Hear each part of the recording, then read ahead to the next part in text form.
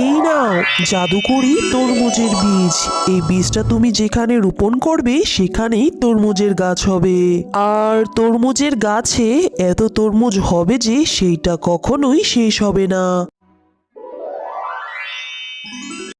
তারপর সে অন্যের বাড়িতে গিয়ে কাজকর্ম করতে শুরু করে। অন্যের বাড়িতে কাজ করে মিনাকে যে খাবার দেয় সেটাতেই মিনার পেট ভরে যায়। হ্যাঁ রে টয়া, কালকে সকাল সকাল চলে আসিস। আজ তুই চলে যা, সারাদিন অনেক কাজ করেছিস। ঠিক আছে বাঘিনী কাকিমা, তোমাকে অনেক ধন্যবাদ।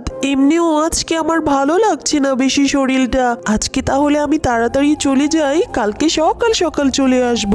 টয়া যখন কাজ শেষ করে রাস্তা দিয়ে বাড়ি ফিরছিল তখন রাস্তায় কার যেন আওয়াজ শুনছিল। কেউ আছো? আমাকে একটু সাহায্য করো, দয়া করে কেউ আমাকে একটু সাহায্য করো। এই যে আমি তরমুজের ভারে অনেক দিন ধরে অনেক কষ্টে আছি, কেউ আমাকে সাহায্য করো। কে কে ওইখানে কান্না করছো? আমি গো, আমি যে জাদু করি তরমুজ গাছ। এই গাছে আমার বাসা। তুমি কি আমাকে একটু সাহায্য করবে? হ্যাঁ, আমি অবশ্যই তোমাকে সাহায্য করব, কিন্তু কিভাবে সাহায্য করব তুমি আমাকে বলো। আমার গাছে এত তরমুজ যে তরমুজের ওজনে আমার জীবন যায় যায় অবস্থা। তুমি আমাকে আমার গাছ থেকে ফলগুলো পেড়ে আমাকে হালকা করে দাও। ঠিক আছে জাদুকরি গাছ, আমি এক্ষুনি তোমার শরীর থেকে তরমুজ পেড়ে তোমাকে হালকা করে দিচ্ছি। এরপর টয়া গাছ থেকে সমস্ত তরমুজ পেড়ে ফেলে। তোমাকে অনেক ধন্যবাদ। অনেক দিন ধরে এই তরমুজের ভারে আমার জীবন যায় যায় অবস্থা ছিল, আজকে তুমি আমাকে হালকা করে দিলে। বলো আমি তোমাকে কিভাবে সাহায্য করতে পারি? এরপর টয়া সমস্ত কিছু খুলে বলে, আর সবটা শুনে জাদুকরি তরমুজ গাছের অনেক মায়া হয়। এই নাও জাদুকরি তরমুজের বীজ। এই বীজটা তুমি যেখানে রোপণ করবে সেখানেই তরমুজের গাছ হবে।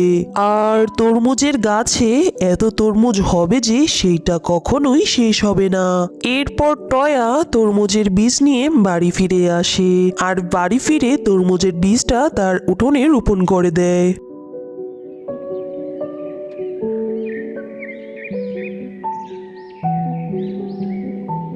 আরে এই টয়া হারামজাদি, বাড়িতে এসব কিসের লতাপাতা গাছ বুনেছিস? কি হয়েছে মাম্মি?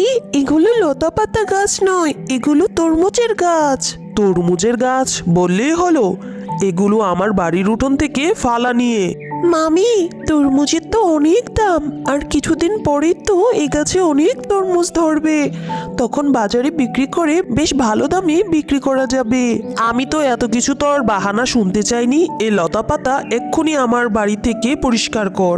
এরপর টয়া সেই গাছগুলো উঠিয়ে তাদের বাড়ির পাশের পুকুরে ফেলে দেয়। কত শখ করে আমি এই চারাটা রোপণ করেছিলাম, জাদুকরি গাছ আমাকে দিয়েছিল। আমার বাবা মা বেঁচে নেই বলে তোমরা আমার সাথে এরকম করছো। আমি আর কখনোই কিছু রোপণ করব না।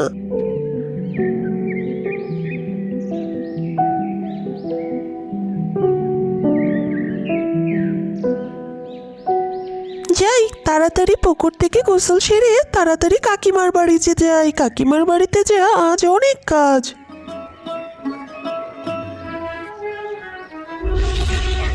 এই কথা বলে টয়া পুকুর পাড়ে যায়, আর পুকুর পাড়ে গিয়ে অনেক অবাক হয়ে যায়। এ কি, পুকুরে দেখি তরমুজ গাছ হয়েছে। কালকে যে আমি চারাগুলো পুকুরে ফেলে দিয়েছি সেখানে এত তরমুজ হয়েছে। এগুলো নিশ্চয় জাদুকরি তরমুজ গাছের কামাল।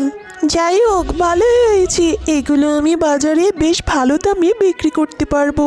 তারপর টয়ার মামা মামি সেই তরমুজ গাছের কথা জেনে যায়, আর টয়ার কাছে ক্ষমা চায়। আর টয়াও তার মামা মামির সঙ্গে ভালো মতো জীবনযাপন করতে থাকে। হ্যালো বন্ধুরা, গল্পটি ভালো লেগে থাকলে চ্যানেলটি সাবস্ক্রাইব করে দিবেন এবং পাশে থাকা বেল আইকনে প্রেস করে আমার পাশেই থাকবেন। ধন্যবাদ।